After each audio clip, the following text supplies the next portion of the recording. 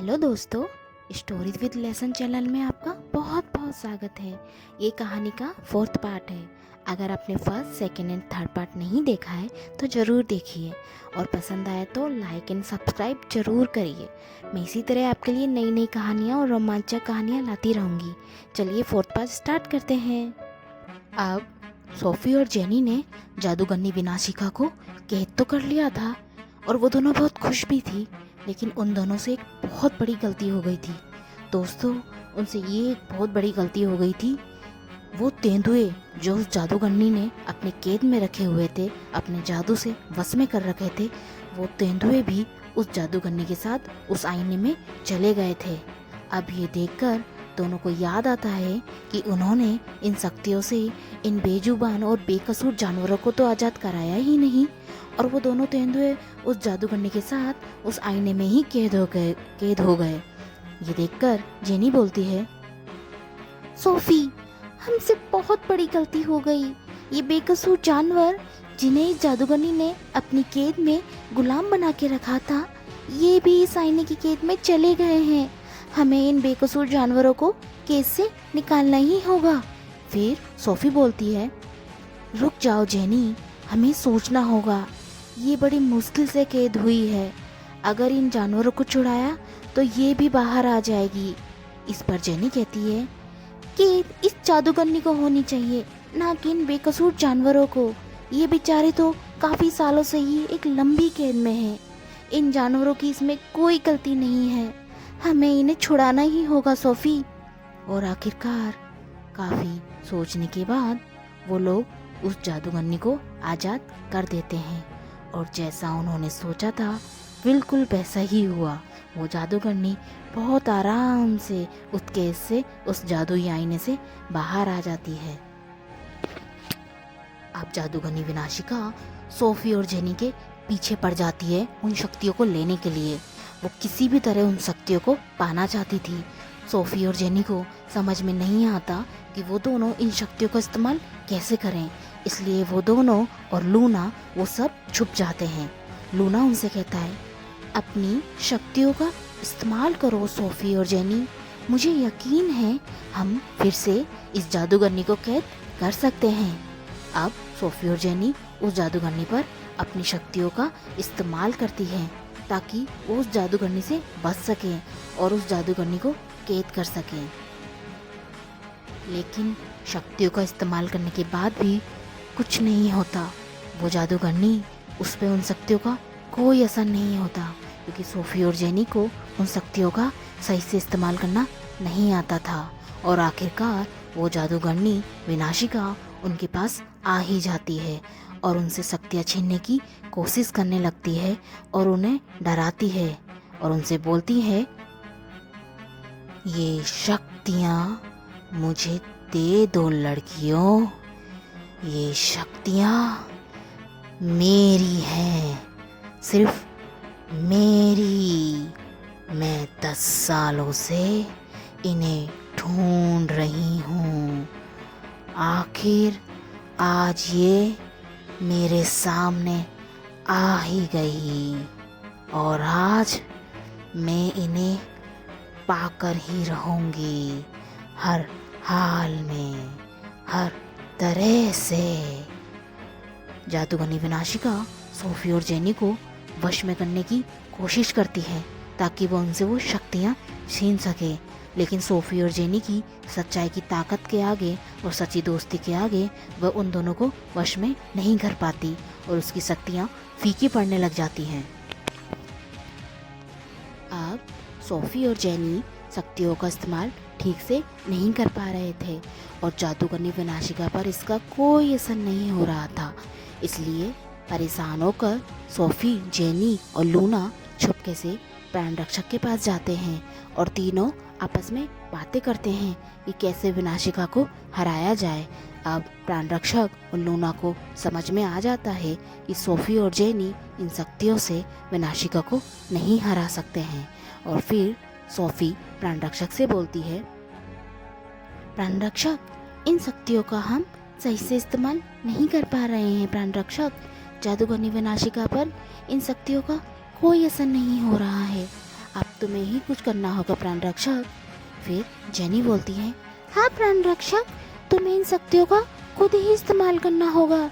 इस आज से 10 साल पहले इन शक्तियों को उस जादूगरनी से बचाने के चक्कर में तुमने इनका इस्तेमाल ही नहीं किया और तुम गहरी नींद में चले गए थे। पर आज प्राण रक्षक, हमें तुम्हारी ज़रूरत है, इन शक्तियों को तुम्हारी ज़रूरत है। ये शक्तियाँ तुम्हारी है प्राण रक्षक, इन्हें तुमसे कोई नहीं छीन सकता है। इसलिए आज तुम्हें इनका सही इस्तेमाल करना ही होगा प्राण रक्षक, और इस जादूगरनी को तुम्हें आज इन शक्तियों से कैद करना ही होगा। और अब वो लोग बातें कर ही रहे थे कि जादूगरनी विनाशिका वहाँ आ जाती है और उन दोनों से शक्तियाँ छीनने की कोशिश कर रही होती है। तभी प्राण रक्षक आखिरकार अपनी सारी शक्तियाँ सोफी और जेनी से वापस ले लेता है। अब प्राण रक्षक की शक्तियाँ और भी ज़्यादा हो जाती हैं, क्योंकि अब उसके पास उसकी खुद की शक्तियों के अलावा और भी शक्तियाँ थी, और वो थी सोफी और जेनी की सच्चाई की ताकत, लूना की वफादारी और खुद का हौसला और आत्मविश्वास। दरअसल यही उसकी असली शक्तियाँ थी जो पिछले 10 साल में उसके पास नहीं थी। अब विनाशिका प्राण रक्षक से कहती है,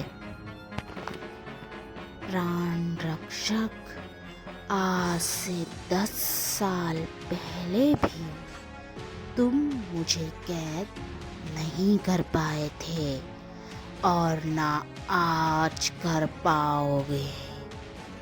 पहले भले ही ये शक्तियाँ मैं तुमसे नहीं छीन पाई थी, पर आज इस बार मैं ये शक्तियाँ लेकर रहूँगी, कैसे भी, हर तरह से, हर हाल में।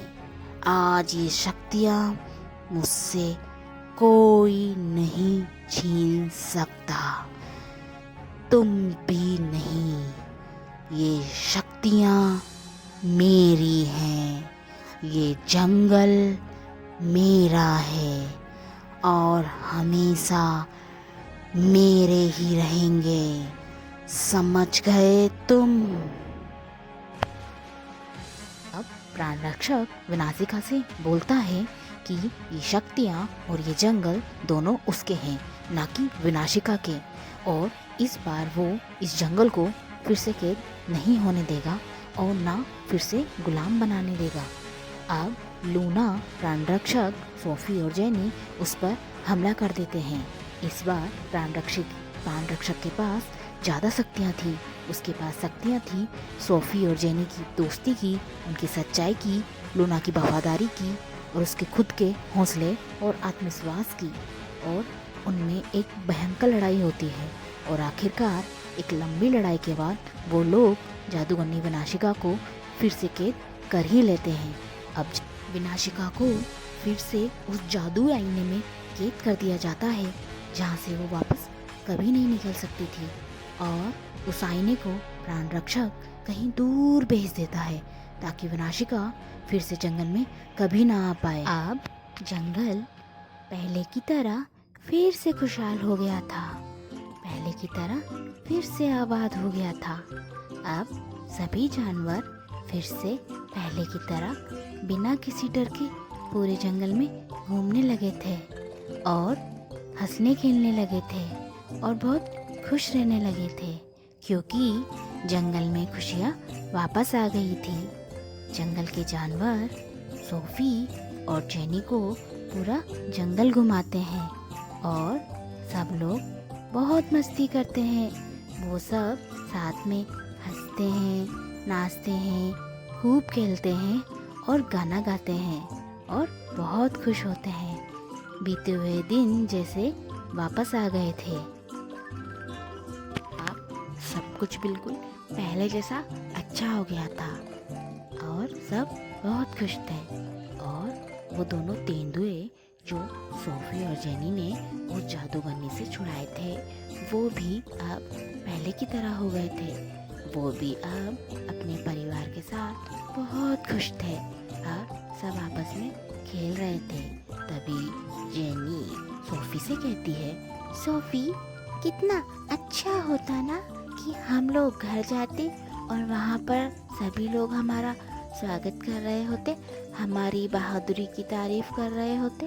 फिर सोफी कहती है, जेनी, ये महत्व नहीं रखता है कि हमारा वहाँ कोई स्वागत करे या हमारी तारीफ करे, बल्कि महत्व ये रखता है कि आखिरकार हमने एक जादुई जंगल को बचाया है और यही सबसे ज़रूरी बात है।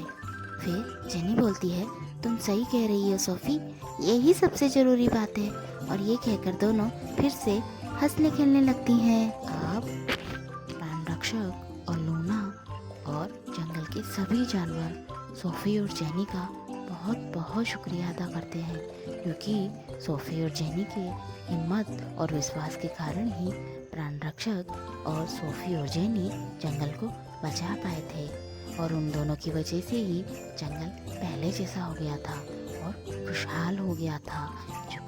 लूना उनसे कहता है, सोफी और जेनी, ये जंगल तुम दोनों की हिम्मत और दोस्ती की सच्चाई के कारण फिर से खुशहाल हुआ है। इस जंगल में तुम्हारा हमेशा स्वागत है। तुम दोनों को जब भी हमारी ज़रूरत होगी मुझे याद करना, मैं ज़रूर आ जाऊँगा। फिर सोफी बोलती है, लूना, ये तो हमारा फर्ज था, इसमें आभार जताने की कोई ज़रूरत नहीं है।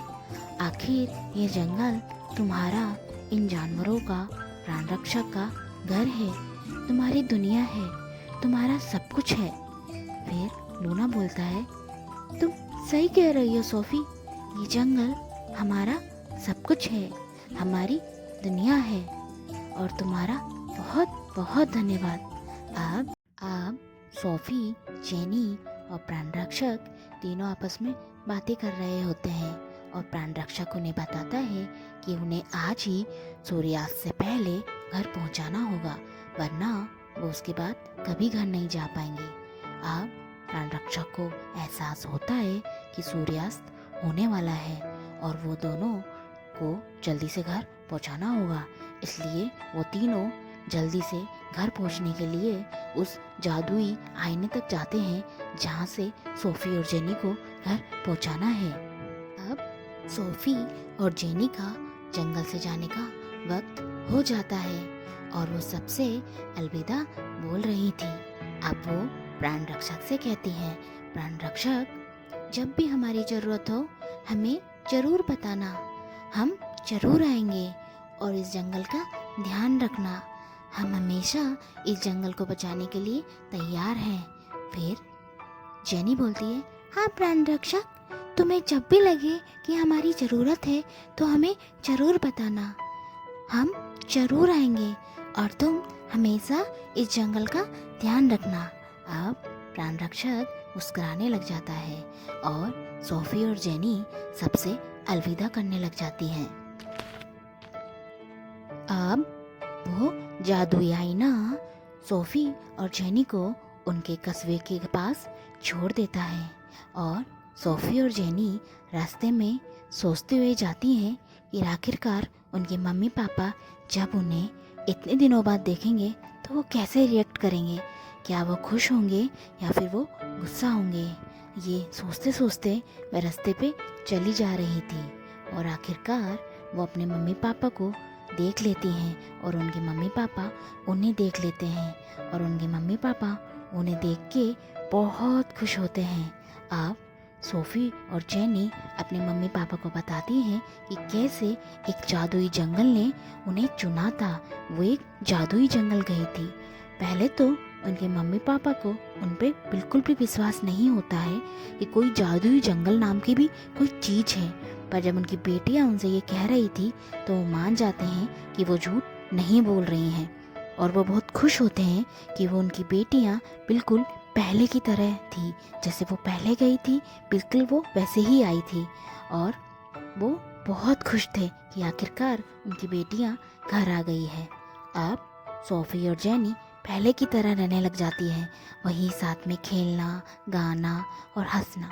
लेकिन उनके दिल और दिमाग में अब बस यही चलता रहता है कि आखिरकार कब उन्हें दोबारा एक रोमांचक सफ़र पे जाने का मौका मिलेगा। तो दोस्तों, ये कहानी हमें सिखाती है हमें कभी भी किसी भी हालात में हार नहीं माननी चाहिए। अगर ज़िंदगी हमें हर सुबह नया जीवन देती है तो हमें उस जीवन को एक्सेप्ट करना चाहिए। साथ ही हमें ये कहानी सिखाती है कि हमारे साथ अगर हमारे सच्चे दोस्त हैं, हमारे सच्चे लोग हैं, तो वो हमारा हमेशा साथ देते हैं। इसलिए हर मुसीबत में लड़ते रहना चाहिए और अपना आत्मविश्वास और हौसला कभी नहीं खोना चाहिए। साथ ही जंगल ही जानवरों का घर होता है, वो उनकी छत होती है, तो उन्हें कभी भी कैद नहीं करना चाहिए और ना ही कभी उन्हें किसी तरह का नुकसान पहुंचाना चाहिए। ओके दोस्तों, तो हम अब अगली कहानी में मिलते हैं एक नई कहानी के साथ। तब तक के लिए अपना ध्यान रखिए, हंसते रहिए, टेक केयर, बाय बाय।